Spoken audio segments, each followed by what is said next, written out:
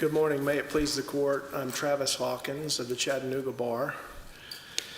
Thank you for having me today. I'd like to reserve 5 minutes for rebuttal. That'll be fine. May. Yes.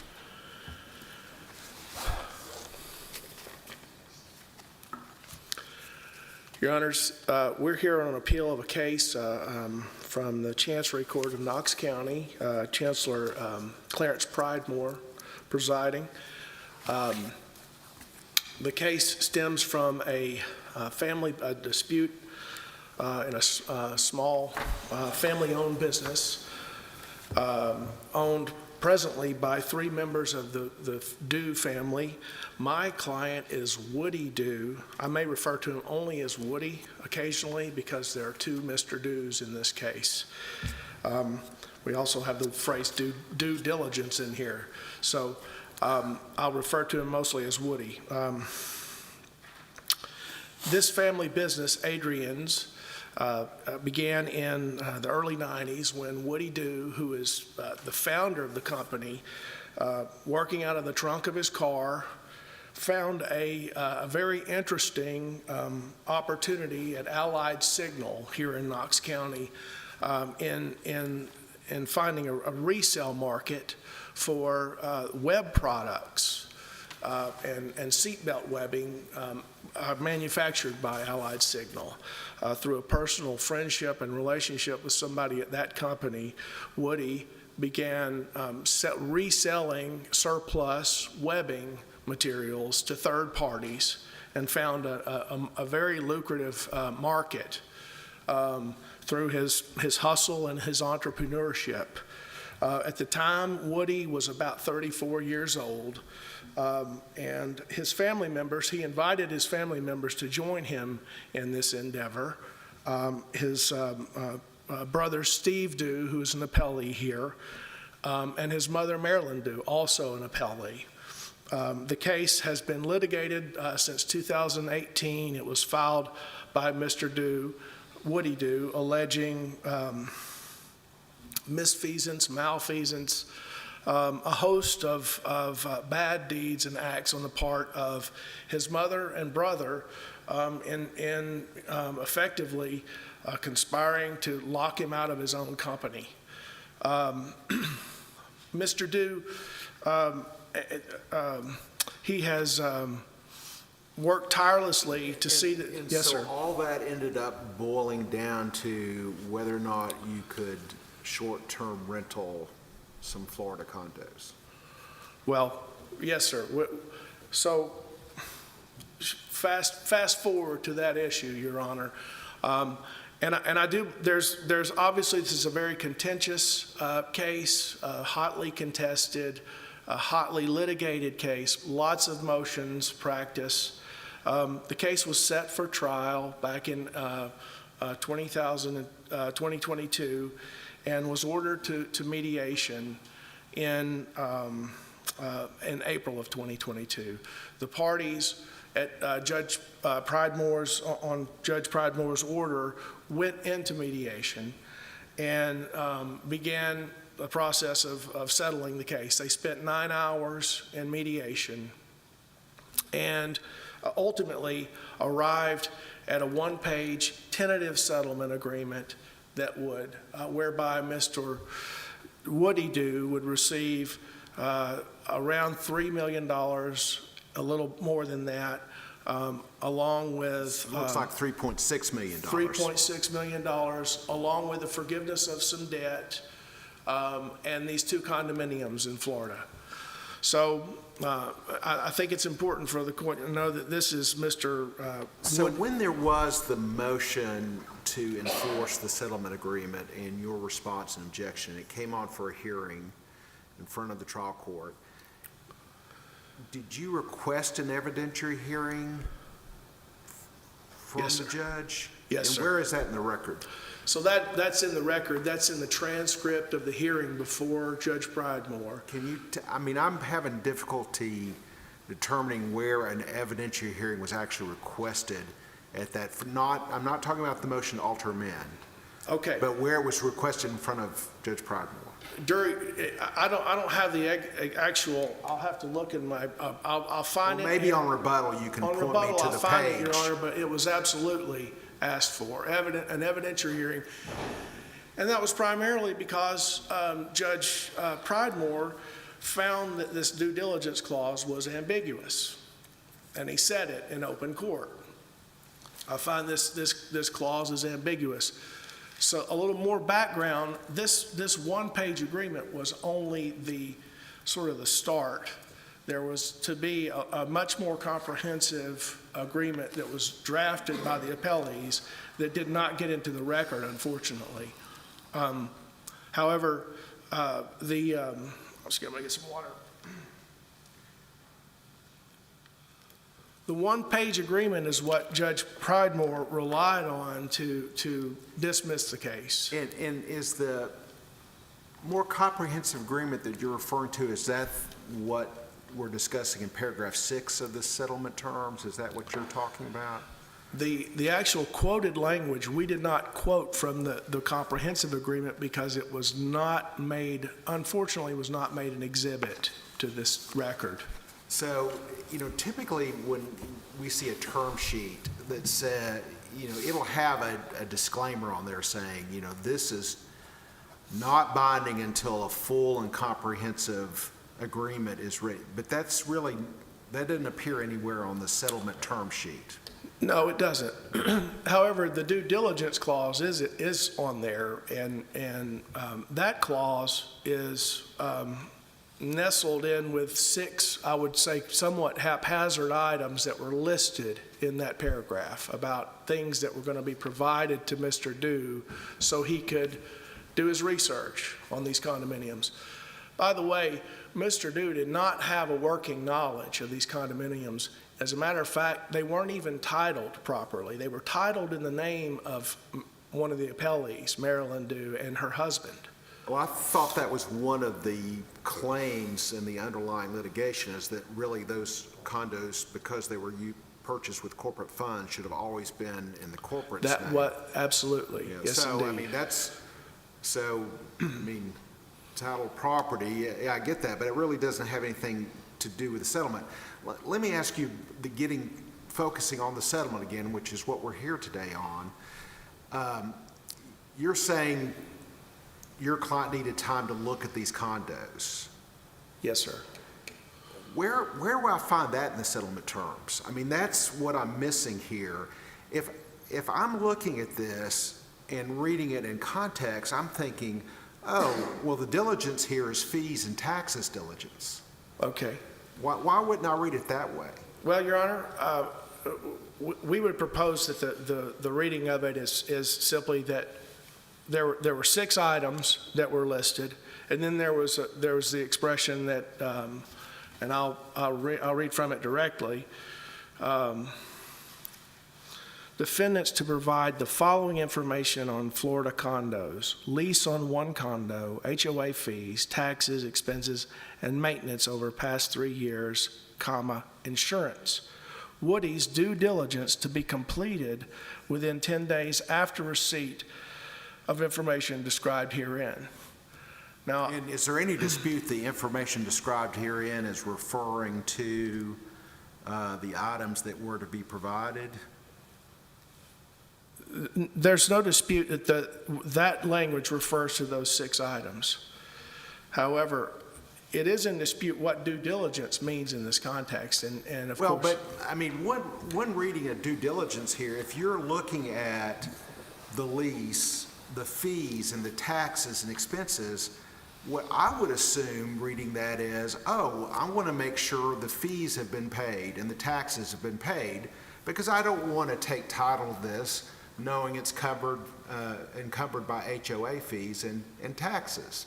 Right. Why isn't that the only diligence that was really important here? Well, because there are legion other things that could be wrong with these properties. Sure, and then I would have requested, well, provide the CCRs for these condos so I can look at that, or give me an environmental report as part of this so I can do due diligence. And then I would assume hey, I'm looking for environmental problems, or if I was asking for the CCR, maybe I was looking for, how I might be able to lease these condos. Right. But those aren't being provided. Sure. And you just said in oral argument here that your client really didn't know anything about these condos. So I'm going to assume if the CCRs were important, that would have probably been a document that would have been included in settlement terms. Well, Your Honor, I would submit to you that due diligence in this context means more than these six items. So we need to read something more than the words that are in front of us. I don't think we're asking you to read more. I think that if you look at the syntax of this sentence, and also you consider the setting in which this phrase was drafted, and we submit that it was drafted by the appellees. When you read this language, it appears to grant Mr. Dew more than, for example, we don't even know which condo we're talking about here. It says lease on one condo, but it doesn't expressly tell which one. So if we rely on this as the end-all be-all, we still don't, there's a problem with the language itself. This was something that Judge Pridemore stated on the record that he found it ambiguous. This is why a factual finding, an evidentiary hearing would have helped the parties. And that's why you requested the evidentiary hearing at that initial hearing. Precisely, Your Honor. Due diligence in the context of this very quickly. Excuse me, counsel, if you're still answering Judge McBrady's question, Your Honor, if please. you're still answering his question, that's fine. If not, you've used your time. Yes, sir.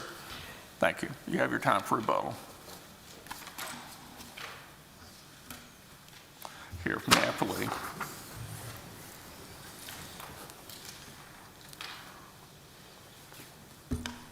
Good morning.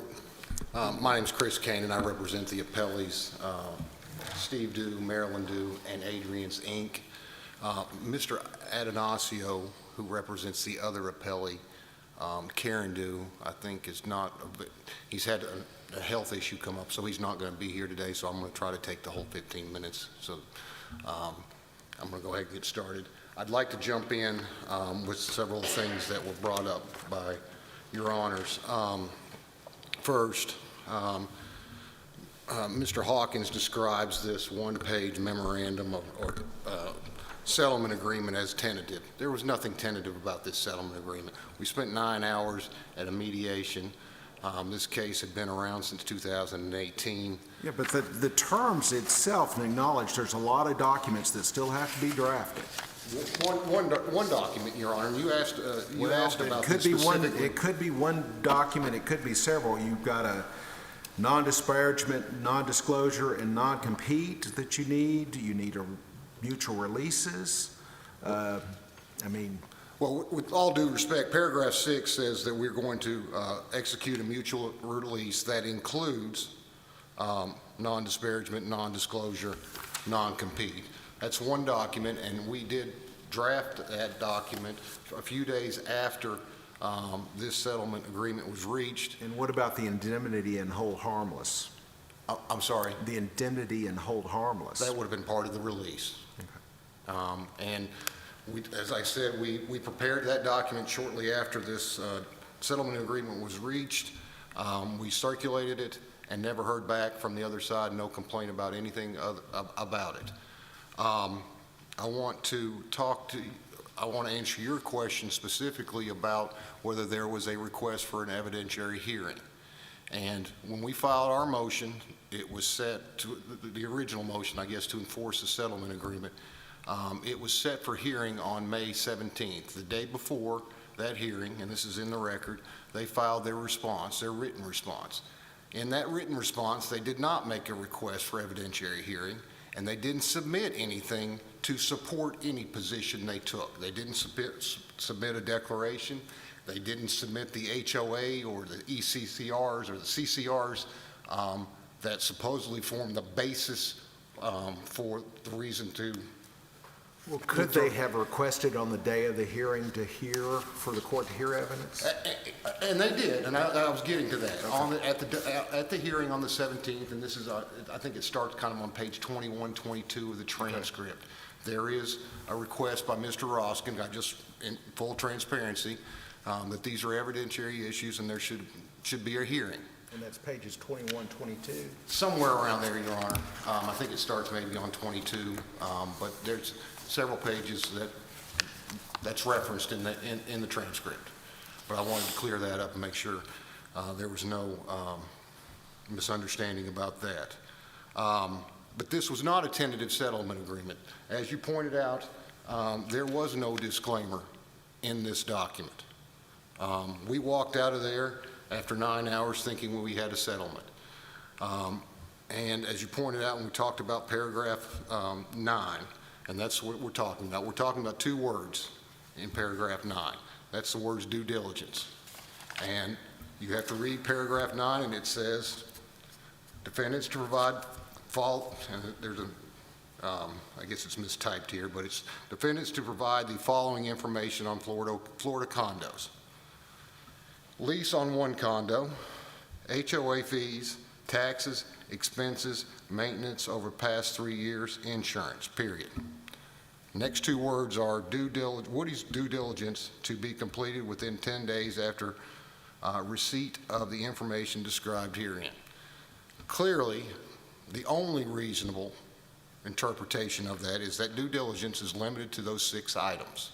Well, what was he going to do as part of his due diligence? I mean, I believe he would have looked at what the HOA fees were, taxes were, what the cost of maintenance was, and make a determination based on that. So he could have said the cost of maintenance and the fees were more than I thought, so the deal's over.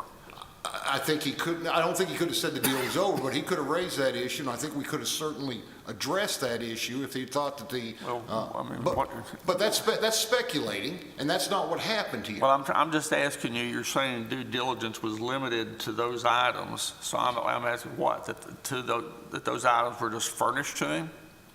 No matter what they. Let me finish. And then, okay. That due diligence was limited to whether or not this information was furnished to him, not what the information said, just whether or not this information was furnished to him? No, it was limited to, I mean, we had to provide that information, but anything that he had a problem with had to be limited to what was contained in that information that we provided to him. There had to be a basis, something in there that was created a red flag, a legitimate and material red flag that would have allowed him to at least go back to the table and say, hey, taxes are owed, you need to pay these taxes. Hey, there's an HOA lien on this property. That type of stuff. But it doesn't allow him to carte blanche just start over and look at this and decide, hey, I don't think this is as good a deal as I thought it was because, they may have a little less value than I thought, or that they don't allow short-term rentals. And I think it's important. One of the things I think that's important to note is that there's a suggestion that Mr. Woody didn't know about the condos and the restrictions. And if you read the transcript, and I think it's on page 28 and 29, there's no dispute that these condos were purchased when he was president of Adrian Z. But does that really matter? I mean, the settlement terms say what they say. They do. And this gentleman's been granted a due diligence period. And so, I mean, he may be the most well-informed person on the planet about these condos, but if he gets due diligence, he gets due diligence. Due diligence in the context of what's written in this settlement agreement. And the law is pretty clear on due diligence. You have to look at it from a reasonable person standard under the circumstances. And what would due diligence in It sounded like the argument in the trial court was that there would potentially be termination or ability to terminate or back out of the settlement agreement under certain facts. And one of the suggestions was given about, a scenario where that might have happened on page 19, talking about, sort of different different scenarios. So is that a fair reading of this agreement, settlement terms, is that there is in fact, this agreement was terminable if diligence wasn't satisfactory? I know there's an argument on what type of diligence, but was it terminable under some circumstances? I do believe that in certain circumstances it was terminal. If it came back and that we couldn't convey clean title, good title. Or, I mean, what if the taxes had been unpaid for 3 years? If it was $1,500, I'm not sure he could terminate that. I think you'd have an obligation at that point to go back and say, listen, I'm not paying this $1,500. And we would have the opportunity at that point to say, okay, we'll pay the $1,500 and let's go on. But I guess the crucial part is that I don't know that by looking at the agreement. That's just your opinion about what might trigger a termination. Well, I would agree with that to the extent, but it all has to be reasonable. I mean, we have to have a reasonable interpretation of what would happen and what this settlement agreement provides. And it's just not reasonable under these circumstances to think that $1,500 on taxes would ultimately allow him to terminate the agreement. And let's keep in mind here, we are talking about a business divorce, not a land sale contract. We're not talking about some investment deal. We're talking about 5 years or 4 years of litigation where discovery, testimony, hearings, not centered around, but concerned these condominiums. We have $3.6 million going to Mr. Dew, or Woody Dew, under this terms of this settlement. These condos are a fraction of the total settlement compensation.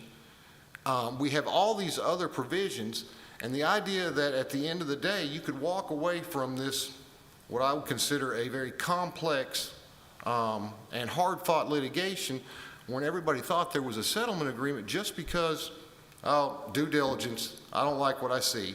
That's not reasonable, and that's what the chancellor said. He said, that's what he said. He said the only logical and reasonable construction of this agreement is that his due diligence was limited to these 6 items. That's what the parties bargained for. Well, as to what as to those 6 items? Just that the homeowner association fees had been paid, that the taxes, expenses, and maintenance had been paid?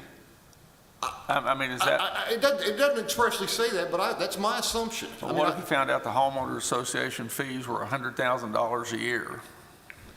Would the amount, or the taxes were $500,000 a year, the maintenance had been $250,000? I mean, so is it your position just that, nope, the only thing at issue here was whether or not these things were furnished and that the fees and whatnot had been paid, not how much they were, just only whether or not they've been paid? And it's really interesting you'd ask that question, because I've asked the lawyers in my office that same question. At what point would it become, something material? But we don't have that here. We don't have that here. That's all speculation. Because what we have is Mr. Dew, shortly after he's been provided all of this information, sending his brother an email that says, I'm out. And this is in the record. The email is in our brief. The email doesn't give a reason. It doesn't say I'm exercising my due diligence. It doesn't say, well, I looked at the HOA restrictions and this just isn't viable to me. He sends him an email that says, I'm out. Counsel, And that carte blanche. if we were to agree with the trial court here that there is an ambiguity, does that require us then to send this back for an evidentiary hearing? And if not, why not?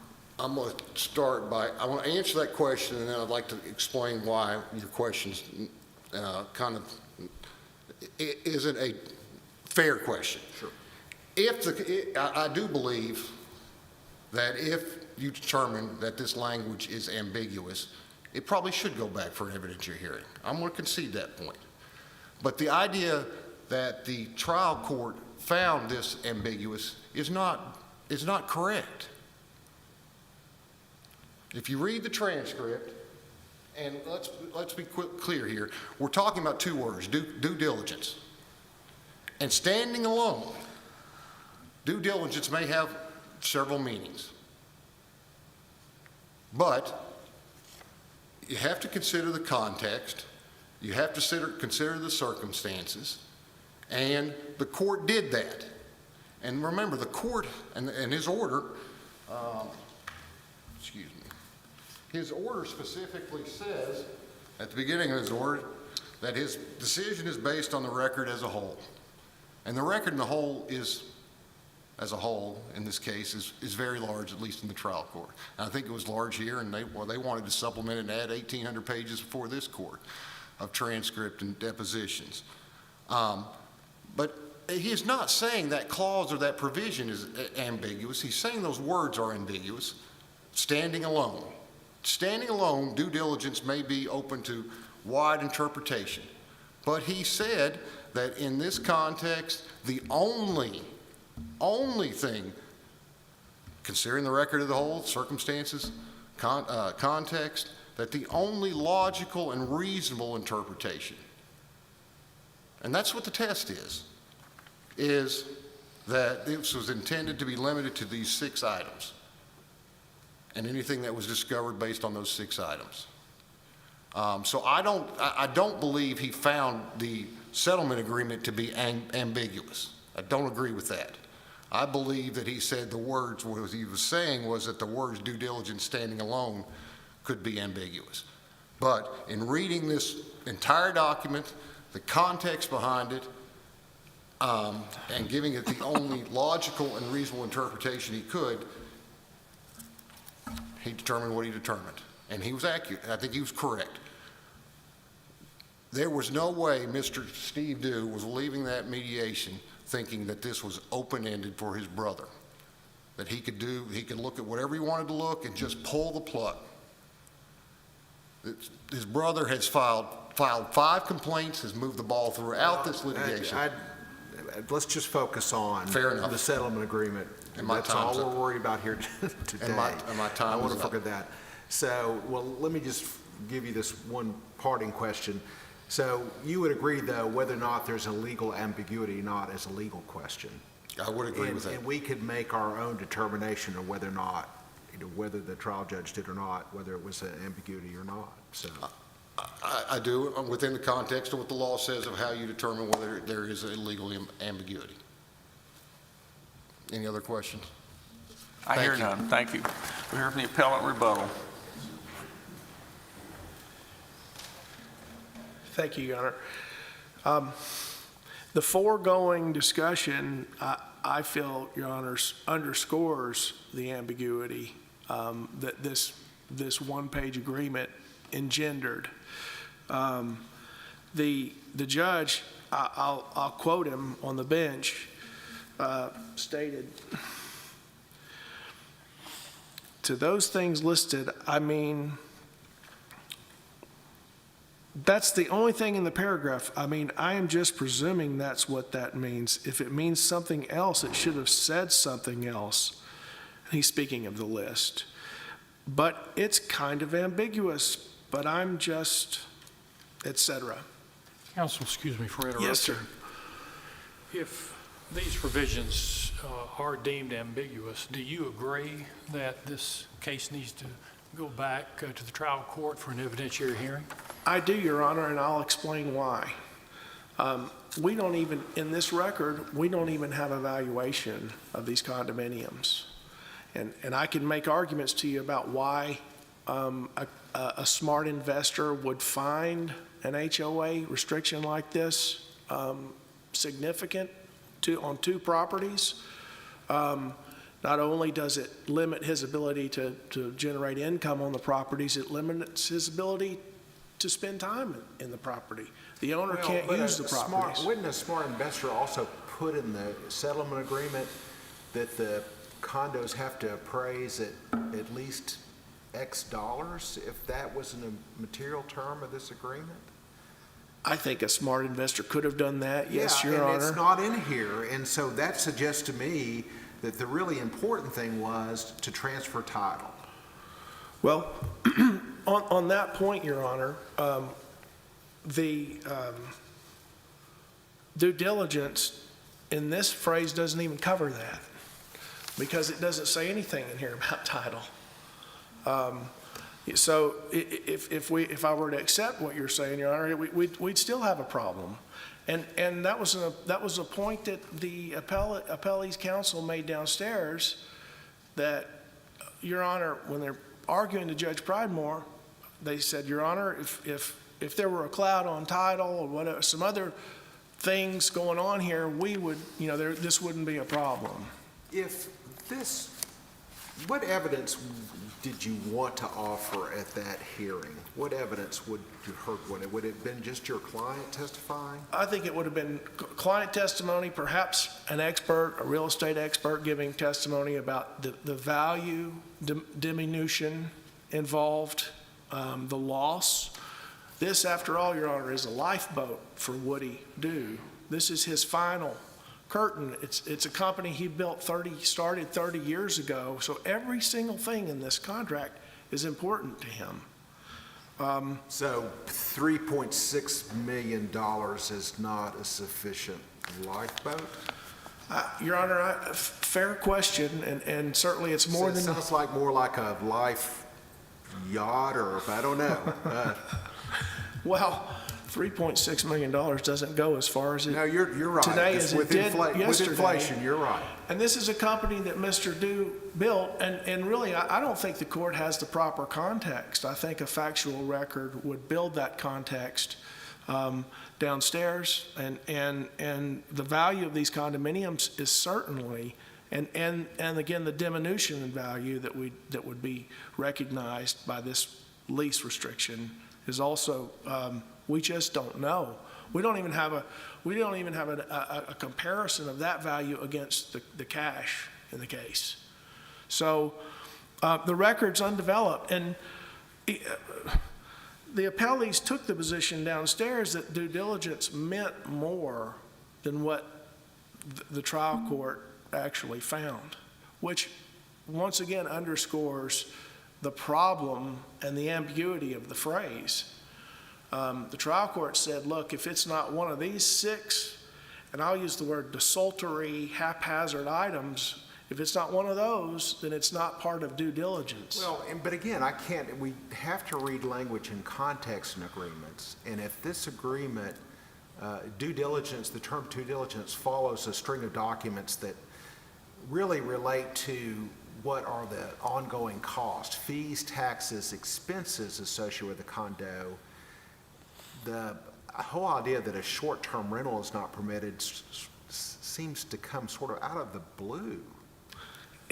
It's certainly a new concept. It's like saying, I don't want to do it because the condo's the wrong color. It's a new concept in real estate, Your Honor, and it certainly, I think it has perhaps more value than we certainly know standing here today. If it was that value, you would think one of the due diligence items would be, please provide the covenant conditions and restrictions for the condominium association. We'd submit an evidentiary hearing downstairs. That's where you're to going to do find this. that, right? Not in any of the documents that are listed. I beg your pardon? You wouldn't find restrictions on short-term rentals in any of the documents that are actually listed in the agreement. That is right, Your Honor. Thank you. Of course, thanks to counsel for both sides. We appreciate your arguments today. Recess court until 1:30 this afternoon, please.